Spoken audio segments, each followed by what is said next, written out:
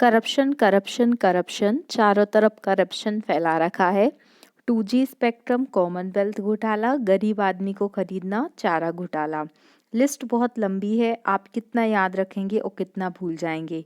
यही हाल है भारत में भ्रष्टाचार का, ना केवल भारत में बल्कि विश्व में भ्रष्टाचार का। तो आज हम पढ़ने वाले हैं करप्शन के बारे में। मैं पूजा सिंघई विद्याश्री एकेडमी में आप सभी का स्वागत करती हूँ। करप्शन जो है वो प्रीलिम्स में भी इससे रिलेटेड क्वेश्चन आ सकते हैं कि करप्शन परसेप्शन इंडेक्स में रैंक क्या है, या फिर मेंस में एमपीपीएससी के मेंस में एथिक्स के अंतर्गत करप्शन को जोड़ा गया है। तो हमें उस लहजे से भी पढ़ना है, और आपसे ऐसे में भी करप्शन के ऊपर क्वेश्चन पूछा जा सकता है। तो हमें करप्शन को इस तरीके से समझना है कि करप्शन के ऊपर एक समझ विकसित हो सके। यदि एग्ज़ाम में इस पर ऐसे आता है या मेंस आंसर राइटिंग में क्वेश्चंस आते हैं तो हम किस तरीके से डील कर सकते हैं। चलिए हम पढ़ते हैं इसको। पहले हम इसका ओवरव्यू समझेंगे कि करप्शन होता क्या है, कितने प्रकार होते हैं, कौन कौन से नियम कानून सरकार ने बनाए हैं इसको रोकने के लिए, क्या प्रावधान किए जा सकते हैं इसके। उसके बाद हम करप्शन के ऊपर जितना हम पढ़ लेंगे उसका पूरा पढ़ने के बाद एक समरी में ऐसे के रूप में हम उसको कैसे लिख सकते हैं वो पढ़ेंगे। तो चलिए पढ़ते हैं और आगे बढ़ते हैं। तो पहले हम ऐसे बाद में पढ़ेंगे, पहले हम जो इसका बेसिक है कि करप्शन क्या है उसके बारे में पढ़ते हैं।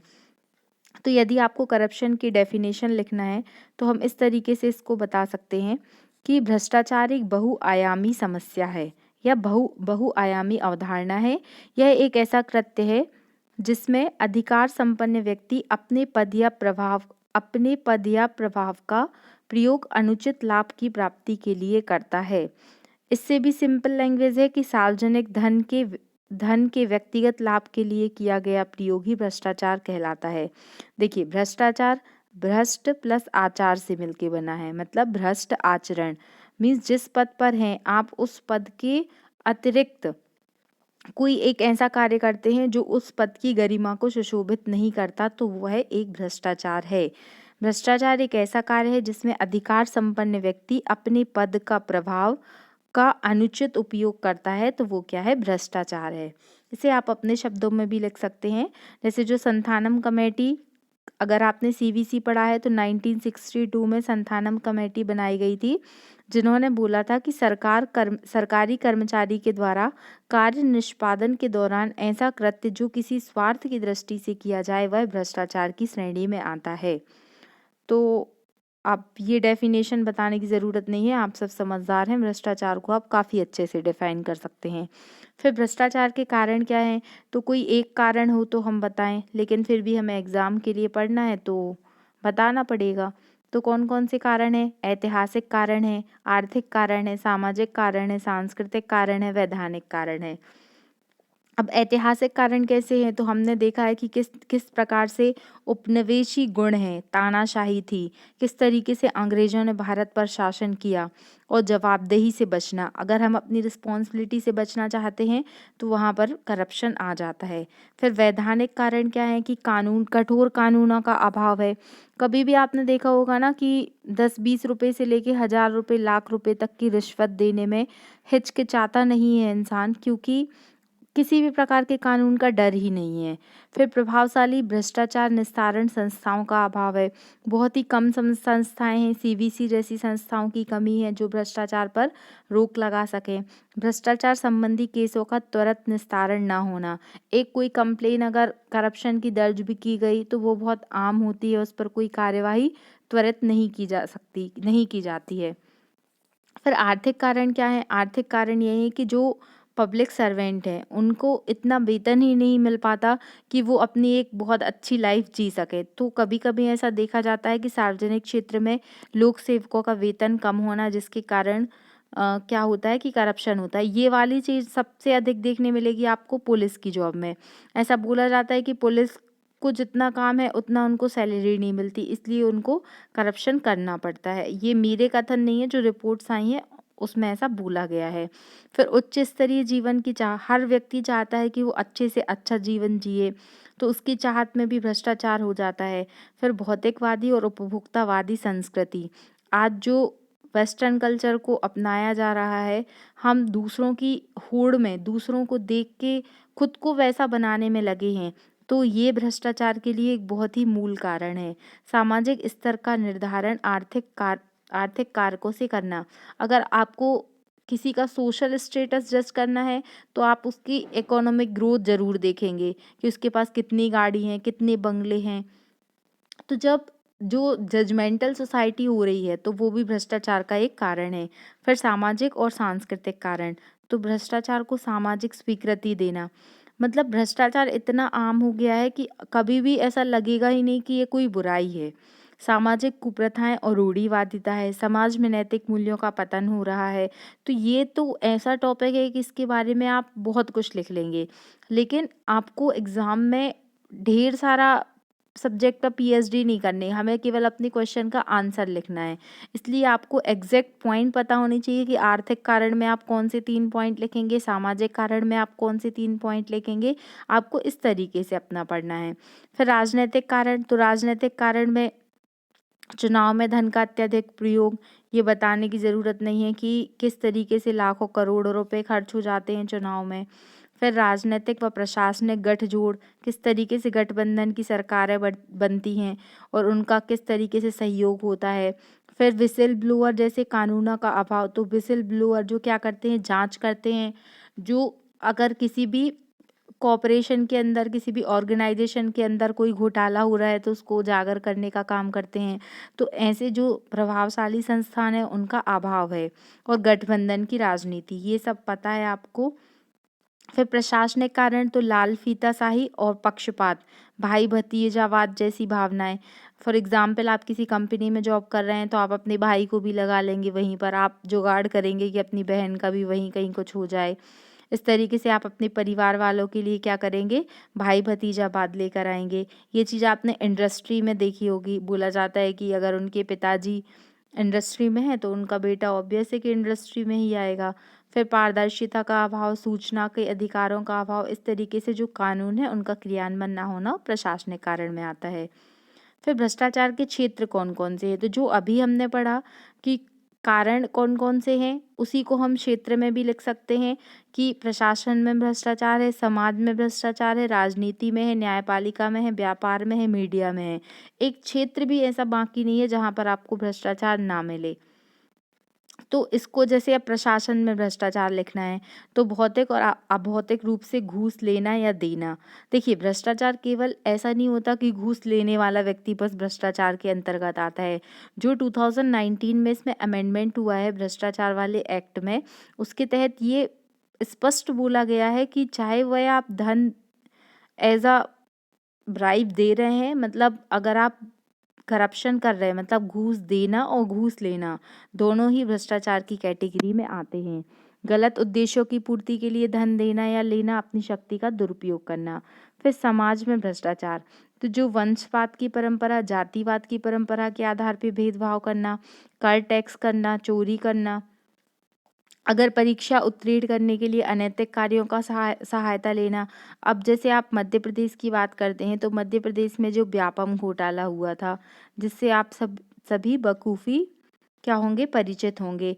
जो मेडिकल में सीट के लिए घोटाला हुआ था, और भी ऐसे अनेकों घोटाले हैं, चारा घोटाला हुआ था, बहुत सारे घोटाले आपने देखे होंगे। फिर राजनीति में भ्रष्टाचार तो हम पढ़ चुके हैं। न्यायपालिका में झूठी गवाही देना, गवाहों को खरीद लेना, वकील को खरीद लेना, या फिर जज को पैसे दे के कुछ अपना जजमेंट पास करवाना। व्यापार में, अब व्यापार में भ्रष्टाचार को बताने की ज़रूरत नहीं है, आप सभी जानते हैं, इसी के लिए जीएसटी लाया गया। और अभी डिजिटल इंडिया, डिजिटल इकोनॉमी की बात चल रही है ताकि ट्रांसपेरेंसी आ सके। मीडिया में तो टीआरपी बढ़ाने के लिए किस तरीके से गलत गलत न्यूज़ का प्रदर्शन किया जाता है, गलत गलत रिपोर्ट को छापा जाता है। तो ये सब क्या है, ये भ्रष्टाचार के क्षेत्र हैं। फिर भ्रष्टाचार के प्रभाव क्या हैं? अब देखिए, डेफिनेटली भ्रष्टाचार के प्रभाव बहुत अधिक नकारात्मक हैं। प्रशासनिक, अभी इसको क्या है, आप एक चीज़ क्लियर कट समझिए कि आपको बस एक बेसिक समझना है इसका। फिर आप चाहे वो प्रकार पूछ ले, चाहे उसके क्षेत्र पूछ ले, चाहे कारण पूछ ले, चाहे उपाय पूछ ले। यदि आपको एक इसका कॉन्सेप्ट पता है, तो आप किसी भी तरीके से भ्रष्टाचार को लिख सकते हैं। प्रशासनिक प्रभाव, सामाजिक प्रभाव, आर्थिक प्रभाव, पर्यावरण प्रभाव, जनधन की हानि। तो ये डिटेल आप लिख लेंगे कि किस तरीके से प्रशासनिक प्रभाव में लाल फीताशाही आ रही है, भाई भतीजावाद बढ़ रहा है, जिसके कारण ट्रांसपेरेंसी की कमी आती है। जहाँ पर ट्रांसपेरेंसी की कमी होती है तो लोगों का विश्वास कम होता है, लोगों का विश्वास कम होता है तो कभी भी प्रशासन सही ढंग से नहीं चल सकता है। फिर आर्थिक में कैसे लिख सकते हैं आप कि जो धन का केंद्रीकरण बढ़ रहा है, जो सेंट्रलाइजेशन है वो बढ़ रहा है। एक व्यक्ति के पास करोड़ों की संपत्ति है और बाकी पूरा गरीब हैं। तो ये क्या है, डिसेंट्रलाइजेशन नहीं हो रहा है, यहाँ पर सेंट्रलाइजेशन हो रहा है। काले धन को बढ़ावा मिल रहा है। अभी आपने देखा होगा, अगर आपने नीरव मोदी वाला केस सुना होगा, विजय माल्या वाला केस सुना होगा, तो किस तरीके से इतने बड़े बड़े जो व्यापारी हैं वो किस तरीके से इतने बड़े घोटाले करके विदेशों में भाग रहे हैं। फिर संसाधनों का अन्यायपूर्ण वितरण को बढ़ावा देना। किसी के पास सबसे ज़्यादा संपत्ति है, विश्व के सर्वाधिक अमीर लोग हैं और कुछ लोग जो है वो 2 वक्त की रोटी के लिए तरस रहे हैं। तो इस तरीके से असमानता ये भी बहुत अधिक प्रभावित करती है। फिर सामाजिक प्रभाव में भी आर्थिक असमानता में वृद्धि, नैतिक मूल्यों का पतन हो रहा है, सामाजिक असंतोष में वृद्धि हो रही है। तो ये सब सामाजिक प्रभाव के अंतर्गत आएगा।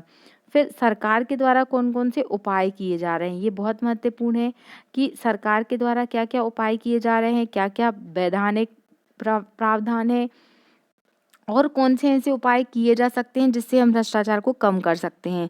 तो इसको बहुत ध्यान से समझिए, क्योंकि आप ऐसे मन से पॉइंट्स लिखेंगे तो उसमें आपको मार्क्स उतने अधिक नहीं मिलेंगे, लेकिन यदि आप प्रॉपर एक्ट लिखते हैं कि सरकार ने कौन-कौन से कानून बनाए हैं तो इम्प्रेशन आपके आंसर का अच्छा पड़ेगा। जैसे भ्रष्टाचार विरोधी कानून कौन-कौन से हैं, तो जो भारतीय दंड संहिता है उस भारतीय दंड संहिता 1860 की धारा 161 से 165 तक डिफाइन किया गया है। फिर भ्रष्टाचार निवारण अधिनियम, अब देखिए स्वतंत्रता के पहले ही भारत में भ्रष्टाचार निवारण अधिनियम आ गया था। फिर दंड विधि संशोधन अधिनियम 1952 में आया, भ्रष्टाचार निवारण अधिनियम 1988 में आया और इसी में 2019-20 में अमेंडमेंट हुआ।